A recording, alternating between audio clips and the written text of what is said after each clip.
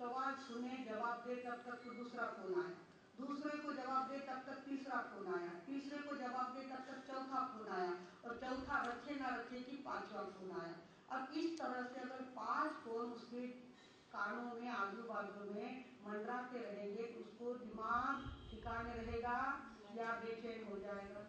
ज्ञानी लोग कहते मानो तेरी जिंदगी की भी यही हालत है, तेरे पास भी 5 प्रकार के फोन हैं। एक तरफ कान कहते हैं बड़ा शोरगुल हो रहा है, कहाँ से शोरगुल, इतनी आवाज, इतने फटाके फूट रहे हैं, अरे गणेश को ले जाना है तो ले जाओ ना, शांति से ले जाओ, इतने फटाके फोड़ के इतना धमाका क्यों करते हो। कान एक जवाब देता है। दूसरी तरफ आँख कहती है बाप रे बाप कितना कीचड़ हो गया है, कितनी गंदगी हो गई है, ये म्यूनसिपालिटी क्यों नहीं ध्यान देती, सफाई क्यों नहीं करती। तीसरी तरफ हमारा नाक कहता है कितनी कचरा कुंडी सड़ गई है, कितनी बदबू आ रही है। चौथी तरफ हमारी जबान कहती है अरे पान का बीड़ा खाया था पर पता नहीं उसमें क्या कड़वापन आ गया, सारा मुंह खराब हो गया। और पांचवी तरफ हमारा स्पर्श कहता है कैसी है, इतनी बरसात हुई है पर ठंडी का नाम नहीं, कैसी उमस लग रही है, हवा नहीं लग रही, बेचैनी हो रही है।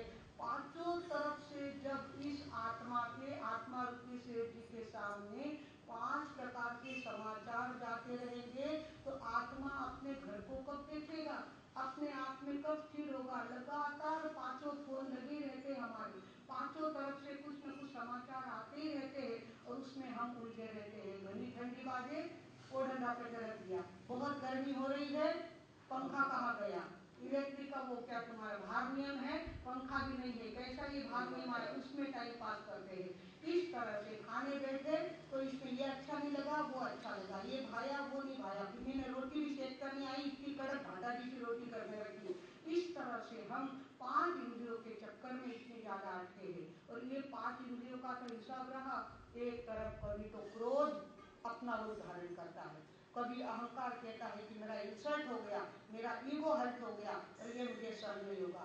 तीसरी तरफ कहता है उसने मेरे साथ चालाकी खेली, मैं उसके साथ इतना सीधा रहता हूँ और उसने मेरे साथ कपट कावा किया, मेरे बाप से ये सहन नहीं होगा, इसका जवाब देते ही रहूंगा।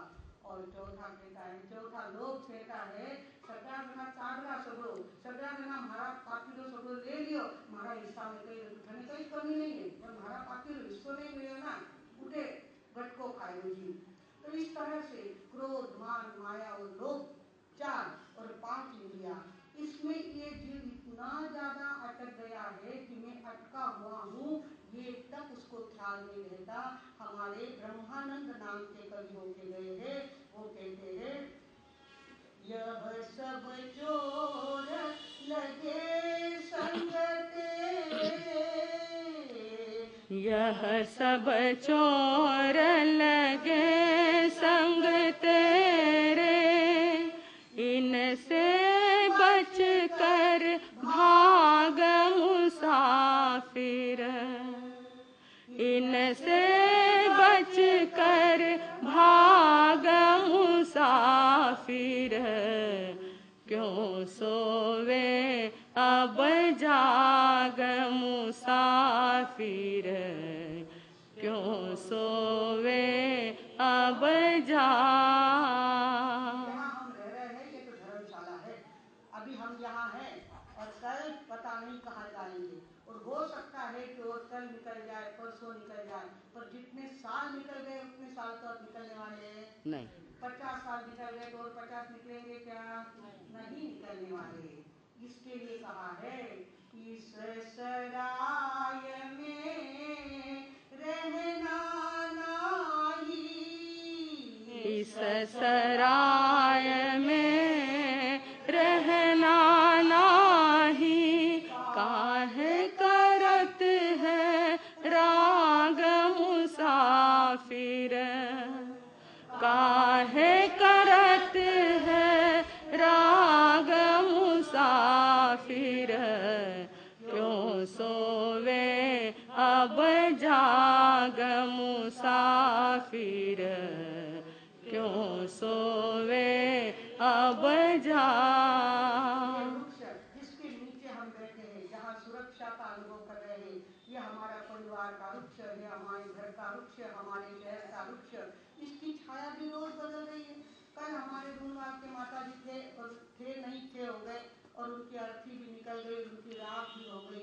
लगातार परिवर्तन आता जा रहा है, लगातार परिवर्तन आता जा रहा है। कहा गया है इस वीर क्षण की फिर नहीं छाया, इस वीर क्षण की थीर नहीं छाया।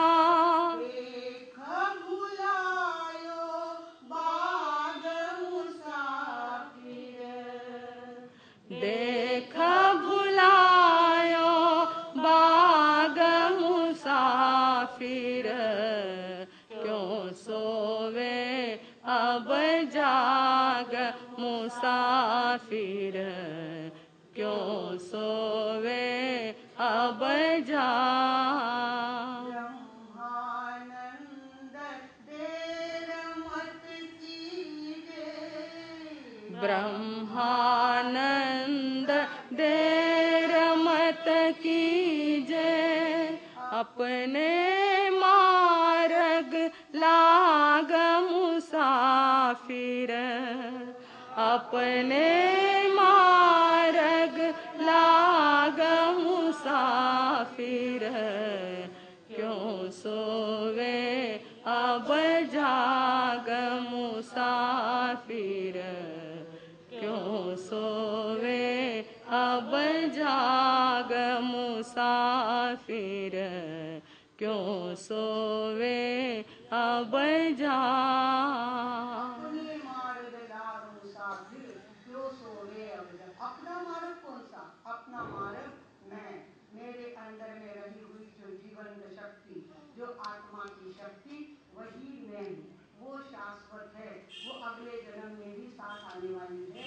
पिछले जन्म में भी उसी के बल पर जो कर्म कमाए उस कर्म को भुगतने के लिए यहाँ पर हम पाप पुण्य का हिसाब लेकर के यहाँ पर पहुँचे हैं। बाकी तो सब बदलने वाला है। परिवार बदल जाएगा, शरीर बदल जाएगा, शहर बदल जाएगा, भाषा बदल जाएगी, जात बदल जाएगी, पता नहीं कहाँ जन्म लेंगे हम, किंतु हमारा मार्ग है आत्मा का मार्ग। हमारी आत्मा को आत्मा का ही ध्यास लगाना चाहिए।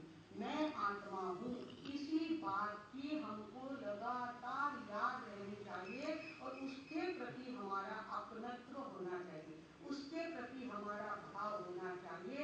हमारा भाव तो होता है 5 इंद्रियों के विषयों में जाता है या क्रोध मान माया लोभ में जाता है, हमारे भाव सारे उधर जा रहे हैं। कहते हैं अपना अपने भेष का दूध दूसरे का पाड़ा पी के जाए तो आपको पसंद आएगा क्या? नहीं। पर आपके भेष का पाड़ा दूसरी भेष का दूध पी के आए तो मस्त काम हो, मानो पाड़ो गुजारो दूध पीने आए हो।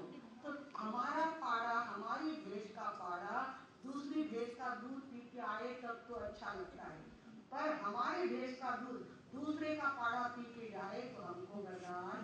ये हमारे संसार में रहने का लक्षण है। ज्ञानी लोग कहते हैं तेरे भेष का पाड़ा दूसरी भेष का दूध पीने जाएगा, उसी को अपनी माँ समझने लग जाएगा। तेरी भेष को वो माँ नहीं मानेगा, फिर किसको माँ मानेगा? उसकी माँ मानेगा। तो हमारी भेष कौन सी है? हमारी आत्मा हमारी भेष है। और ये किसका दूध पीने जा रही है? ये हमारा पाड़ा किसका दूध पीने जा रहा है? हमारी भेष का पाड़ा हमारी आत्मा है। और वो आत्मा अपनी माँ का दूध पीना छोड़ करके दूसरी भेष का दूध पीने जाता है। मतलब कोई लोग पैसे रूपी भेष में अटक गए हैं, पैसों कमाओ, एक बार सवेरे से उठे कि दुकान जाना है, मार्केट यार्ड जाना है, सर्विस पे जाना है, कितना आया कितना गया, पूरी जिंदगी उसमें खत्म कर देते हैं। क्योंकि हमारा पाड़ा कहाँ जा रहा है? दूसरी भेष का दूध पीने के लिए जा रहा है। कुछ लोगों को प्रतिष्ठा में हमको मंत्री बनना है, चुनाव चुनना है, उसमें चुन करके आना है, उसमें लोग लगेंगे। आपका पाड़ा दूसरी भेष का दूध पीने गया है। कुछ लोगों को लगता है प्रॉपर्टी अपने पास रही तो सब कुछ है, प्रॉपर्टी के पीछे लगते हैं, जमीन खरीदना बेचना, अपना फ्लैट बनाना, अपना बंगला बनाना, अपनी जगह देखना, उसकी साफ सफाई करना, उसका मेंटेनेंस करना और उसके पीछे अपनी जिंदगी पूरी लगा देते हैं।